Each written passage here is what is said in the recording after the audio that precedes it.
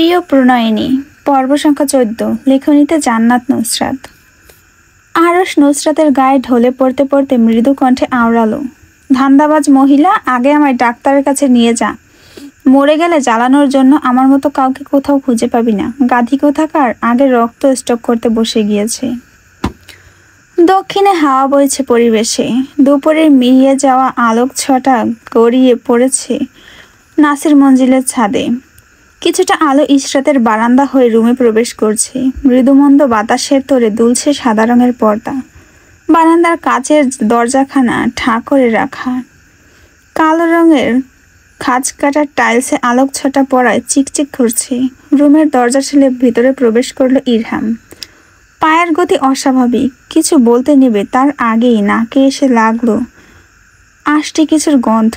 হাত দ্বারা নাক চেপে ধরতে এগিয়ে আসলো মেঝেতে শুয়ে থাকা নুসরাতের দিকে। বিছানার এপাশ থেকে নুসরাতের পা দেখা যাচ্ছে শুধু। ইরহাম মুখের সামনের দিক দিয়ে উকি ঝুঁকি মারতে চোখে ভাসলো নুসরাতকে। আর তখনই মুখ দিয়ে বের হয়ে আসলো অতর্কিত চিৎকার। পেছন থেকে এসে ইশরাত হেসে ইরহামের পিঠে হাত ছোঁয়াতে ভয়ে চোখ মুখ খিচিয়ে লাফ মেরে বিছানার উপরে উঠে গেল সে। জোরে চিৎকার করে পড়তে লাগলো, কুল আউযু বিরব্বিন নাস, ইয়া রব্বুল আলামিন, আপনি এই ভূতনীদের রুহের মাগফিরাত দান করুন। বাকি কথা শেষ হওয়ার আগেই পা জ্বলে উঠল কারোর আকস্মিক হামলায়। পা চেপে ধরে এক চোখ খুলতে কটমট করে খেয়ে ফেলার মতো লোক দিল ইশরাত। ওড়না কোমরে বেঁধে হাতে ঝাড়ু উপরে তুলে তেড়ে আসলো ইরহামের দিকে। ইরহাম ভয়ে এক লাফে নিচে নেমে যেতেই নুসরাতের পায়ের সাথে পা বেজে উল্টে পড়ে গেল নিচে। অনাকাঙ্ক্ষিত ঘটনায় ইশরাত যখন স্তব্ধ হয়ে দাঁড়িয়ে, তখন ইরহাম পা চেপে ধরে আর্তনাদ করতে ব্যস্ত। ইরহামের কিছু বুঝে ওঠার আগেই নুসরাত নিজের চোখ থেকে শশার স্লাইস খুলে ইরহামের হাঁ করা মুখের ভিতর ঢুকিয়ে দিল। ইরহামের চিৎকারও এক নিমেষে বন্ধ হয়ে গেল। শশা চিবোতে চিবোতে নুসরাতের দিকে এক পল চেয়ে জিজ্ঞেস করলো, নাকে মরা মানুষের মতো তুলো ঢুকিয়ে রেখেছিস কেন? শেওড়া গাছের শাকচুন্নি লাগছে তোকে। ইশরাত চিচি করে উঠল। বমিট করার ভঙ্গি করে জিজ্ঞেস করলো, তোর বমি আসছে না? ইরহাম আরাম করে শশা চিবিয়ে খেয়ে নিল। তারপর ঢোক গিলে গলা ভিজিয়ে নিয়ে বিরস কণ্ঠে জিজ্ঞেস করলো, বমি আসবে কেন? আমি কি গর্ভবতী মহিলা? ইরহাম দুই হাত পেটের কাছে বেঁধে দুই পাশে নাড়াতে নাড়াতে দেখালো। ইশরাত বিরক্তির মধ্যেও হেসে দিল। নুসরাত কথা বলল না। অপর চোখ থেকে শশা খুলে সেটাও ইরহামের মুখে ঢুকিয়ে দিল। তারপর দুই হাত মাথার নিচে দিয়ে আবারও মেঝেতে শুয়ে পড়তে নেবে ইরহাম হাত বাড়িয়ে নুসরাতের গালে স্পর্শ করলো। মুখে ইউজ করা লাল তরল নাকের কাছে টেনে শক্তি কফি পাউডারের ঝাঁঝালো ঘ্রাণ, তার সাথে আষ্টে গন্ধ লাগতো। ইরহাম সেসবের পাত্তা না দিয়ে নুসরাতকে উদ্দেশ্য করে বলল, আমাকেও লাগিয়ে দে। নুসরাত চোখ বুজে রেখে মৃদু গলায় শুধাই, কি লাগিয়ে দেব? ইরহাম নিজের চোয়ালে হাত ঠেকায়, ঠোঁটে হাসি ঝুলিয়ে বলে ওঠে, মুখের ওইসব। নুসরাত ইরহামকে নিজের পাশের জায়গায় শুয়ে পড়ার জন্য দেখায়, হাত দিয়ে কয়েকবার ট্যাপ ট্যাপ করে। ইরহাম শুয়ে পড়তে তার নাকে দুখানা তুলো ঢুকিয়ে দিয়ে পুরো মুখে স্পেশাল ফেস মাস্কটা লাগিয়ে দিল। ইশরাত হাতে ঝাড়ু নিয়ে শুধু চুপচাপ দেখল নুসরাত আর ইরহামের কাণ্ড কারখানা। তারপর ইরহামকে সূক্ষ্ম খোঁচা মেরে তার কথা তাকেই ফিরিয়ে দিল। তোকে তো এখন শেওড়া গাছের শাকচুন্নি লাগছে। নুসরাত ফোড়ন কাটল ইশরাতের কথায়। মুখ দিয়ে উহুম রকমের একটা শব্দ বের করে বলল, শাকচুন না ম্যান ভার্সন তুই বলেছিস, কিন্তু তুই জিন বললে আরো সেটা বেশি মানানসই হবে। ইরহামের বাচ্চাকে এখন তাল গাছে বসে থাকা জিন লাগছে। ইশরাত নুসরাতের কথা বলতে বলতেই পাশে বসলো। কিছু একটা চিন্তা মাথায় খেলে যেতেই হাত তুলে নিল নুসরাতের ফেস প্যাকটা। নাকের কাছে নিয়ে শুকলো। গন্ধটা কেমন যেন। মনে প্রশ্ন জাগলো, কিসের গন্ধ এটা? ঠিক ধরতে পারল না। তবুও কিছুটা সন্দেহ নিয়ে এগিয়ে গেল বেডের কাছে। হেডবোর্ডের আশেপাশে চোখ বোলাতেই ডাস্টবিনের এক পাশে লাল তরল জাতীয় কিছু পড়ে থাকতে দেখল। হাতে তুলে নিয়ে জিজ্ঞেস করতে নেবে তার আগেই নুসরাত চোখ বন্ধ করে রেখে বলে ওঠে, ওসব মুরগির রক্ত, স্পেশাল বিদেশি মুরগি। বুকের ভেতর থেকে আমি বাংলাদেশে ইম্পোর্ট করেছি।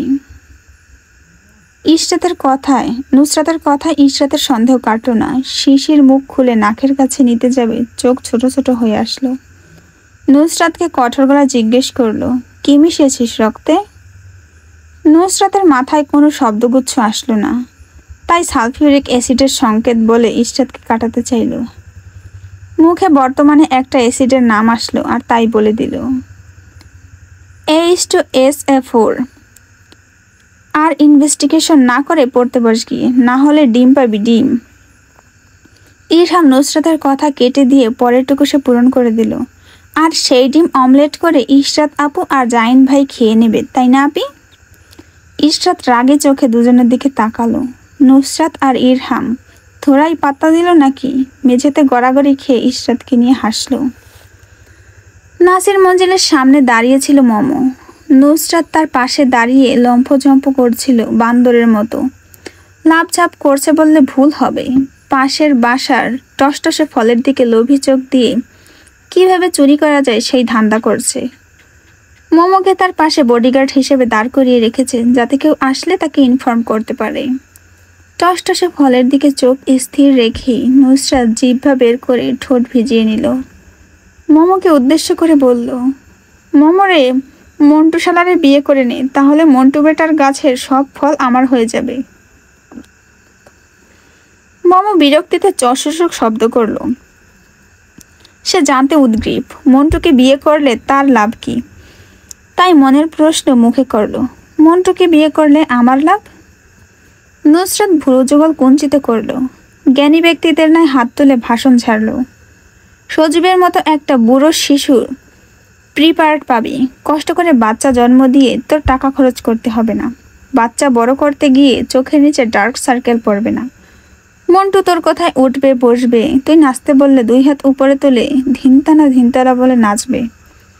আরও লাভ আছে, সজীব তোর মতো কচি মেয়েদের দেখাশোনা করবে।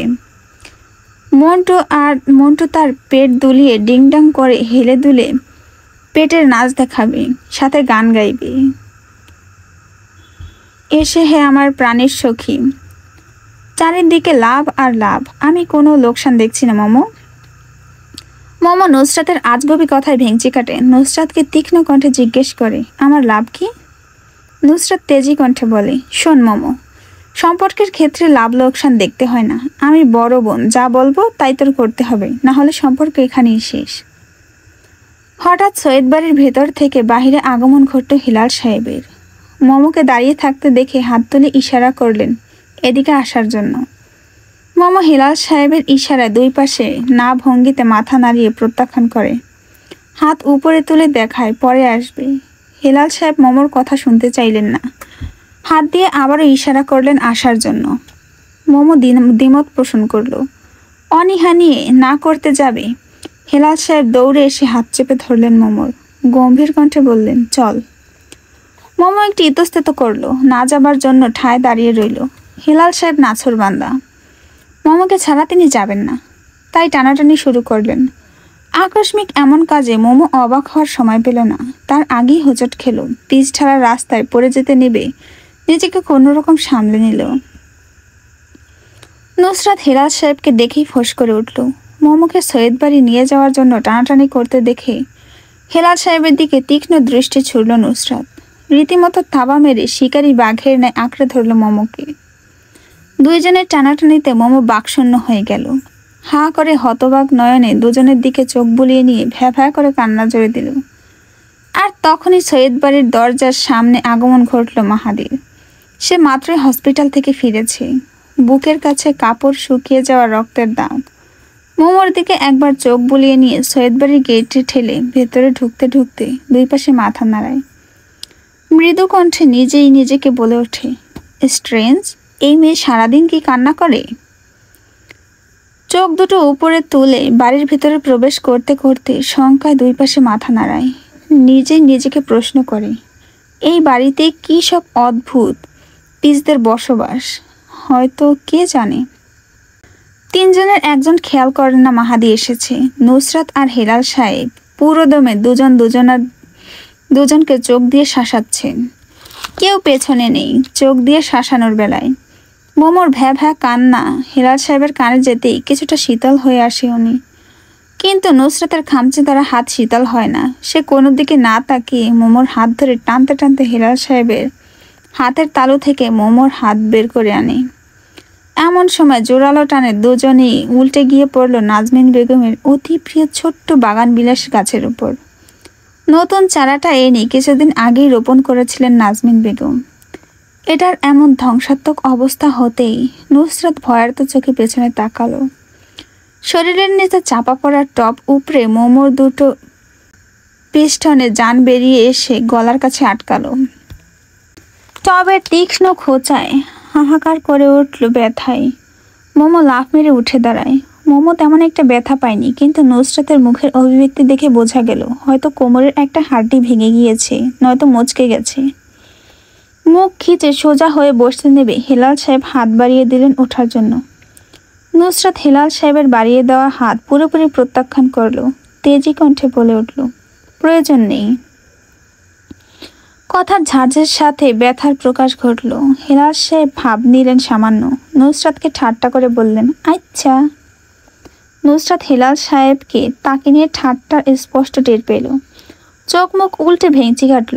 মোমো দুজনের মাঝখানে নীরব দর্শক হয়ে দুজনের দিকে এক একবার তাকিয়ে দেখল।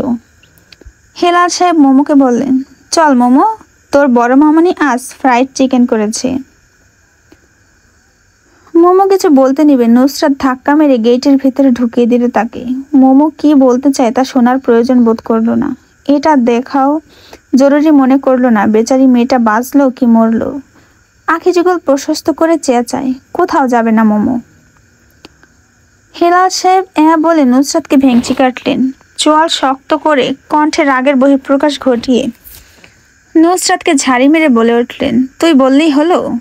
নুসরাত মুখ বাঁকায়, হেলাল সাহেবের কথা কপি করে। তারপর এক মুহূর্ত বিলম্ব না করে বলে ওঠে, হ্যাঁ আমি বললেই হলো।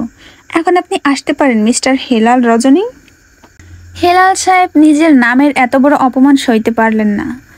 তার কত সুন্দর নামটাকে রজনীগন্ধা বানিয়ে দিল। হাত তুলে নুসরাতের মুখের সামনে রাখলেন। কাঠখোট্টা গলায় শাসন চাপলেন, চুপ, আমার নাম হেলাল আহমদ, কোনো রজনীগন্ধা না। নুসরাত মুখের কাছে হাত রেখে বড় একটা হাই তোলে, তর্জনী আঙুল দিয়ে কান খোঁচায়। তারপর আবারও হাই তুলতে তুলতে অলসতা নিয়ে হেলাল সাহেবের কথার উত্তর দেয়, ওই তো একই হলো। একই না। হেলাল সাহেব চিৎকার করে উঠলেন। আকস্মিক চিৎকারে নুসরাত হুড়মুড় করে পেছনে সরে যায়। ঢোকগুলো নিজের ভয়ার্থ চেহারা লুকাতে চায়। তার আগেই হেলাল সাহেব তর্জনী আঙুল তুলে বলে ওঠেন, একদম বেয়াদবি করবি না। এরকম বেয়াদবি করলে তোকে বিয়ে করবেটাকে। নুসরাত হেলাল সাহেবের আঙুল আলগোছে নামিয়ে দিল। ইশারায় দেখালো মুখের ওপর আঙুল তোলা সে একদম পছন্দ করে না, ঘৃণা করে। পরক্ষণে ঠোঁটে দুষ্টু হাসির বহার খেলাই করল। গা দুলিয়ে সামান্য হেসে মাথায় ওড়না টেনে নেয়। লজ্জা পাওয়ার ভঙ্গি করে নিজের দুই হাত দিয়ে মুখ চেপে ধরে দুই পাশে মাথা দোলাতে দোলাতে নিজের কথার দ্বারা বোমা ফেলল হেলাল সাহেবের মাথায়। ব্যঙ্গাত্মক গলায় ঠোঁটে হেলাল সাহেবের গা জ্বালানোর মতো একটা হাসি ঝুলিয়ে রেখে মিনমিন করে আওড়ালো, কেন আপনার গাধা ছেলেটা করবে? হেলাল সাহেব ছ্যাদ করে উঠলেন নিজের ছেলের নামের পাশে গাধা ট্যাগ বসে যেতে দেখে। নুসরাতকে সতর্ক করে বললেন, একদম আমার ছেলেকে গাধা বলবি না। নুসরাত হে হে করে হাসলো, যা হেলাল সাহেবের রাগের মাত্রা বাড়িয়ে দিল দ্বিগুণ। একটু আগে হেলাল সাহেব যেইভাবে বলছিলেন আচ্ছা, নুসরাত সেই রকম টেনে টেনে ব্যঙ্গাত্মক স্বরে আওড়ালো, আচ্ছা। নুসরাত আর হেলাল সাহেবের ঝগড়ার মধ্যে এসে ইশরাত উপস্থিত হয়ে গেল। গেট ঠেলে বের হয়ে শক্ত কণ্ঠে নুসরাতকে বলল, এ কেমন ঔদ্ধত্যপূর্ণ আচরণ তোর? নুসরাত অপার্থিব আদলে দুই কাঁধ ওচায়, ঠোঁট উল্টে নিয়ে নিষ্পাপ মুখভঙ্গি করে ফিসফিসে কণ্ঠে বলে ওঠে, আমি কিছু করিনি। ইশরাত আচ্ছা বুঝেছি বলল। হেলাল সাহেবের দিকে এক পল চেয়ে চোখ নামিয়ে নিল। নুসরাত ইশরাতের এরকম মাটির দিকে চোখ নামিয়ে নেওয়া বুঝল না। ইশরাত এমন আচরণ সে মোটেও বরদাস্ত করতে পারল না। এটা সাংঘাতিক খারাপ আচরণ হিসেবে নুসরাতের নিকট গণ্য হলো। মানুষের সাথে কথা বলতে বলবে চোখের দিকে চোখ রেখে সোজা হয়ে দাঁড়িয়ে স্পষ্ট। এভাবে চোখ নামিয়ে ভদ্র হওয়ার মানে কি নুসরাত বুঝে না। তাই ইশরাতের ভদ্রতায় পানি ঢেলে থুতনি চেপে ধরে হেলাল সাহেবের মুখোমুখি করে দিল। নিজেও বাপ চাচাদের ন্যায় কপালে গাঢ় ভাঁজ ফেলে বড় বড় অক্ষিপটে হেলাল সাহেবকে অবলোকন করল। তার দৃষ্টি অবিচল। হেলাল সাহেবের দিক থেকে এক বিন্দু নড়চড় করল না। শিকারী যেমন শিকারের থেকে চোখ সরায় না, নুসরাত তেমন করে চোখ সরাল না। নিজেকে শিকারী মনে করল আর হেলাল সাহেবকে নিজের শিকার মনে করল। হেলাল সাহেব নুসরাতের দৃষ্টি অবলোকন করলেন। অসহ্য কণ্ঠে ক্ষীণ আওয়াজে বিড়বিড় করলেন, হাইড্রোক্লোরিক অ্যাসিডে ডুবিয়ে ছাড়ব তোকে। নুসরাত কান খাড়া করতেই কানে এসে ঝাপসা কিছু শব্দ। নুসরাত কথা মাটিতে ফেলতে দিল না। আশেপাশে চোখ ঘুরিয়ে চিৎকার করে হেলাল সাহেবের কথার প্রত্যুত্তর করল, আমি কি ছেড়ে দেব নাকি? আমিও একজনকে ফেরাস নাইট্রাসে ডুবাবো। ইশরাত হতবাক নয়নে দুজনের দিকে চোখ বোলায়। বাকশূন্য কণ্ঠে জিজ্ঞেস করে, আপনি কি বাচ্চা বড় আব্বু? ওর সাথে পায়ে পালা গিয়ে ঝগড়া করছেন কেন?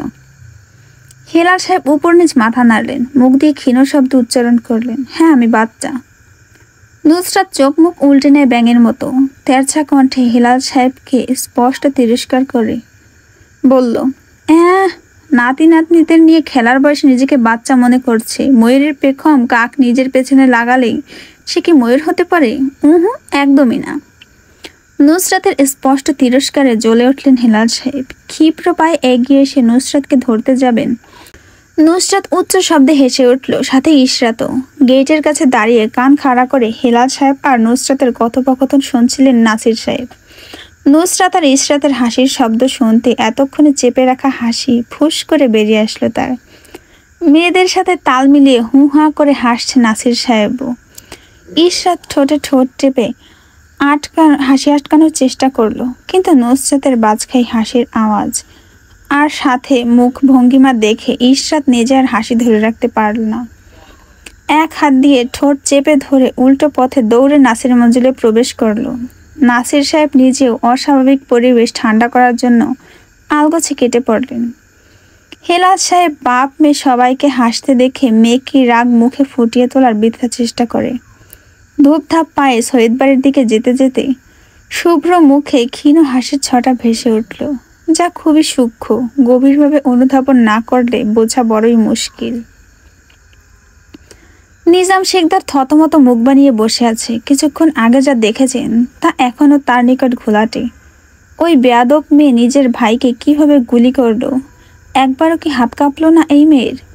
নিজাম শেখদার উঠে দাঁড়ান সৈয়দ বাড়িতে খবর পৌঁছানোর জন্য। এভাবে কি আর বসে থাকা সম্ভব? এমনিতেই অনেক দেরি হয়ে গিয়েছে। বাচ্চা ছেলেটা কি বেঁচে আছে নাকি মরে পড়ে আছে তা এক আল্লাহই ভালো জানেন। বাড়ির থেকে বের হওয়ার পথে ড্রয়িং রুমে দেখা হলো আরমানের সাথে, আর তৎক্ষণাৎ মেজাজ চটে গেল নিজাম শেখদারের। নিজের দিক পরিবর্তন করে ঝাড়ি মারতে বসে গেলেন আরমানকে। ঠোঁট কুচকে নিয়ে তিরস্কারের সহিত শুধালেন, কোথায় যাওয়া হচ্ছে শুনি? আরমান নিজাম শেখদারের কঠোর গলা শুনে থমকে দাঁড়ায়। ঘাড় কাত করে প্রশ্নের উত্তর দেয়, বাহিরে। নিজাম শেখদারের চটে যাওয়া মেজাজ আরো বেশি চটে গেল। প্রশস্ত গলায় চেঁচিয়ে বললেন, বাহিরে যাচ্ছ তো জানি, কেন যাচ্ছ সেটা জানতে চাচ্ছি। আরমান গম্ভীর গলায় সরল মনে প্রশ্নের উত্তর দিল, বন্ধুর বউকে দেখতে। নিজাম শেখদারের খেচে যাওয়া মেজাজে চিরচির করে উঠলেন। ঠাট্টা করে বললেন, সারা জীবন কি দেখে যাবে মানুষের বউ? আমি বুড়ো হয়ে মরে যাচ্ছি একটা নাত বউয়ের জন্য, তাতে তোমার কোনো খেয়াল আছে? আমার কথার কোনো মূল্য আছে তোমার কাছে? সেদিন যে বললাম নাসিরের বড় মেয়েটাকে একটু চোখখান খোলা রেখে দেখতে পারো, সেদিকে মন দিয়েছ? আরমান গম্ভীর গলায় বলল, জি রেখেছি। আর কিছু? নিজাম শেখদার হিংস্র পশুর ন্যায় তাবা মেরে কলার চেপে ধরলেন আরমানের। কানের কাছে নিজের মুখ নিয়ে ঠান্ডা কণ্ঠে বলে ওঠেন, মেয়েটাকে নিজের হবু স্ত্রীর চোখে দেখো। আরমান মাথা নাড়ালো। সে দেখবে মেয়েটাকে হবু স্ত্রীর চোখে। কথা বলতে ইচ্ছে হয় না তার। তারপরে এখান থেকে কাটতে হলে কথা বলা অত্যাবশ্যক। তাই মুখ দিয়ে কষ্ট করে দু একটা শব্দ বের করে, আর কিছু না হলে আমি এবার যাই। নিজাম শিকদার মাথা নাড়ালেন চলে যাওয়ার জন্য। উনি যে পা বাড়িয়েছিলেন সৈয়দ বাড়ি যাওয়ার উদ্দেশ্যে একটা খবর দেওয়ার জন্য, তা বেমালুম ভুলে গেলেন। সৌরভীকে সোফায় চুপচাপ বসে থাকতে দেখে জ্বালানোর জন্য একটু এগিয়ে গেলেন, গায়ে গা লাগিয়ে বসলেন। সৌরভী হঠাৎ তার দাদার গায়ে গা লাগিয়ে বসার কারণ খুঁজে পেল না। ঠোঁটে হাসি ঝুলিয়ে কিছু বলতে নিবে, নাকে এসে লাগলো বিশ্রী গন্ধ, আর সেই গন্ধে তার পেটের ভেতর শিরা উপশিরাগুলো গুলিয়ে উঠল। নাক চেপে ধরে নিজাম শিকদারের দিকে এক পল চাইতে বুড়ো হাঁ করে হেসে উঠল। হাসির সাথে বয়সের সাথে পড়ে যাওয়া দাঁতগুলোর জমি ভেসে উঠল। সৌরভের নাক চেপে ধরে বিরক্তিকর কণ্ঠে বলে ওঠে, ছি দাদা, বায়ু দূষণ করেছ? দূরে গিয়ে মরো, যাও সরো, আমার মুখের সামনে এসে করছো কেন? নিজাম শিকদার হাসি আটকে কোনোরকম হাস্যরস কণ্ঠে জিজ্ঞেস করলো, ঘ্রাণ কেমন? ঘ্রাণে তো ঘ্রাণেন্দ্রিয় জুড়িয়ে গিয়েছে, তাই না? সৌরভী উঠে দাঁড়িয়ে পুরো ড্রয়িং রুমে এয়ার ফ্রেশনার স্প্রে করতে করতে আওড়ায়। ঘ্রাণেন্দ্রিয় জুড়ায়নি, কিন্তু অনেক বেশি বমির উদ্রেক হয়েছে। সৌরভী রাগে রাগে কণ্ঠে হেসে উঠলেন আশি ঊর্ধ্বে থাকা বুড়ো। সৌরভের মধ্যে নিজের স্ত্রী পেয়ারা বেগমের প্রতিচ্ছবি দেখলেন। সেদিকে নিষ্পলক দৃষ্টি রেখে ডুবে গেলেন পুরনো কিছু স্মৃতিতে। সেই স্মৃতির চরণ করার মধ্যেই সৌরভী এসে চুটকি বাজালো নিজাম শিকদারের চোখের সামনে। তখনই কেঁপে ওঠে তড়িৎ গতিতে চোখ ফেরালেন সৌরভীর দিকে। উদাসীন চেহারা নিয়ে ক্ষীণ হেসে সৌরভীর কাঁধ জড়িয়ে নিষ্প্রভ কণ্ঠে বললেন, তোর জন্মের পর আমি তোর নাম পেয়ারা বেগম রাখতে চেয়েছিলাম, কিন্তু তোর বাপ মা আমাকে রাখতে দেয়নি। নিজাম শিকদারের কথায় ছেলের প্রতি কিছুটা রাগ প্রকাশ পেল। সৌরভী হাসতে হাসতে ঢলে পড়ল নিজাম শিকদারের পেটের উপর। কম্পিত অধৈর্যরা চেপে হাসি থামানোর চেষ্টা করতে লাগলো। অতঃপর নিরর্থক অভিমত পোষণ করে বলে উঠল, আল্লাহ বাঁচাইছেন, আব্বু যদি সেদিন দ্বিমত পোষণ না করত তাহলে আজ আমার নাম পেয়ারা বেগম হতো। ভাবতেই কেমন গা গোলাচ্ছে দাদা, মানুষ আমার নাম নিয়ে হেসে লুটুপুটি খাচ্ছে। নিজাম শিকদার সৌরভের এমন কথায় অসন্তোষ প্রকাশ করলেন। তার স্ত্রীর নামে কোথায় খারাপ আছে কি? পেয়ারা কত সুস্বাদু একটা ফল। ওনার স্ত্রী যেমন নামে মিষ্টি ছিলেন, তেমন দেখতেও মিষ্টি ছিলেন। নিজাম শিকদার সৌরভের হাসি হাসি মুখ দেখে বেজায় চটে গেল। এই কথা সেই কথা বলে দুজনের মধ্যে কথা কাটাকাটি হয়ে বড়সড় একটা গ্যাঞ্জাম লেগে গেল, যার কুফল হিসাবে একদম ভুলে গেলেন সেই বেলা নুসরাত যে আরশকে শ্যুট করেছিল তা। পরে যখন মনে হলো কিছু একটা ভুলে গেছেন, তখন অনেকক্ষণ ভাবার পরও মনে হলো না আসলে কি ভুলে গেছেন। তাই নিয়েও আরেকবার সৌরভীর সাথে ঝগড়ায় লিপ্ত হলেন আশির ঊর্ধ্ব লোকটা। রেস্টুরেন্টে এক কোনায় বসে আছে হেলাল সাহেব। চোখ সরু করে তীক্ষ্ণ চোখ বুলাচ্ছেন দুজন সামনে বসা লোকের দিকে। তার বিজ্ঞ চোখগুলো সরু দৃষ্টির তোপে পড়ে সামনে বসা দুজন একটু বিভ্রান্তিতে পড়ে গেল। কিছুটা ভয় পেল লোকটাকে চোখের মনি এমন সরু সরু করে তাকানো দেখে। দুজন নড়ে চড়ে বসলো। কালো বাকেট হ্যাট টেনে ঠিক করে নিল। দুজন নিজেদের ভালো ইমপ্রেশন দেওয়ার চেষ্টা করলো। একটা কথা আছে না, first impression is last impression. তাই প্রথম দেখা নিজেদের যথাসাধ্য ভালো দেখানোর চেষ্টা করলো দুজন ব্যক্তি। টাকার বান্ডিলের একটা খাম দুজনের দিকে এগিয়ে দিয়ে ইশারা করলেন বিপরীত সিটের দিকে। দুজন হেলাল সাহেবের দৃষ্টি অনুসরণ করে একবার চোখ বুলিয়ে নিল বিপরীত দিকের সিটে, যেখানে একটা মেয়ে কুর্তি পরে বসে আছে। গলা খাখানি দিয়ে হেলাল সাহেবের দৃষ্টি আকর্ষণ করে সামনে বসা দুজন ফিসফিস কণ্ঠে সামনে বসা দুজনের উদ্দেশ্যে আদেশ দিলেন, ওই মেয়ের সব তথ্য আমার চাই। প্রতিদিন সকাল থেকে রাত পর্যন্ত কি কি করে ওই মেয়ে, A to Z সব খবর চাই, বুঝেছ? কার্টুনের মতো মুখ বিশিষ্ট দুজন উপর নিচ মাথা নাড়িয়ে সম্মতি জানালো। হেলাল সাহেব ফিসফিস করে আবার দুজনকে বললেন, ভালো করে কাজ শেষ করলে বোনাস পাবে, আর বাকি টাকা কাজ শেষে পাবে। এর মধ্যে কুর্তি পরা মেয়েটা উঠে দাঁড়ালো। সেটা আর চোখে দেখতেই নিজের মুখ কার্ড দিয়ে ঢেকে ফেললেন। এক এক করে দুটো মেয়ে পাশ কাটলো তাদের। সামনে বসা লোক দুটো উকে দিল মেয়েটাকে ভালো করে দেখার আশায়। হেলাল সাহেবের উদ্দেশ্যে বলল, স্যার কোন মেয়ে? আসলে এখানে তো দেখছি দুটো মেয়ে। হেলাল সাহেব হাতের ইশারায় দেখালেন, ওই যে ওই মেয়ে দেখতে পাচ্ছ? দুজনের একজনও কিছুই বুঝলো না আসলে হেলাল সাহেব কোন মেয়েকে দেখাচ্ছে। তবুও চোখাচোখি করে মিথ্যে বলল, জি জি দেখেছি। হেলাল সাহেব বিরক্তি নিয়ে শুধালেন, তাহলে বসে আছো কেন, যাও মেয়েটাকে ফলো করো। দুজন উঠে দাঁড়িয়ে চোখে সানগ্লাস লাগিয়ে নেয়, একসাথে বলে ওঠে, যা আদেশ করবেন স্যার। নাহিয়ান আবরার পূর্বের সাথে নুসরাতের আবারও দেখা হলো হসপিটালের করিডোরে। নুসরাত না দেখার মতো করে উপরের দিকে তাকিয়ে চুপচাপ পাশ কাটাতে চাইল, তার আগে বেটা এসে রাস্তা আটকে দাঁড়ালো। নুসরাত বিরক্ত হলো এই বেটার উপর প্রচুর, চোখ তুলে তাকিয়ে বাজ পাখির ন্যায় চেয়ে রইল, হাত নিষ্পিস করে উঠল কয়েকটা লাগানোর জন্য। এক হাত দিয়ে চেপে ধরে রাখলো আর এক হাত।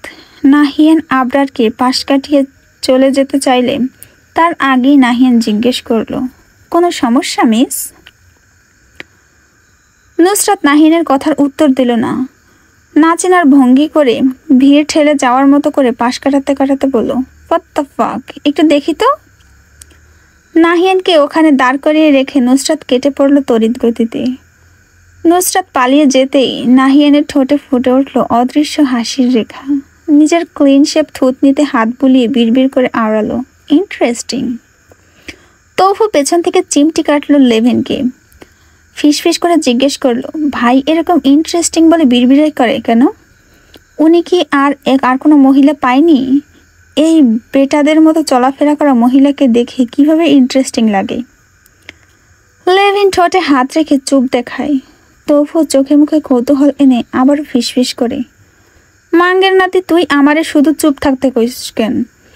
একটা কথা বলবার দেশ না, দিব নাকি খাস বাংলা একখান গালি? লেভিন ঠোঁট বাঁকিয়ে হেসে নাহিয়ানের পেছন পেছন চলে গেল।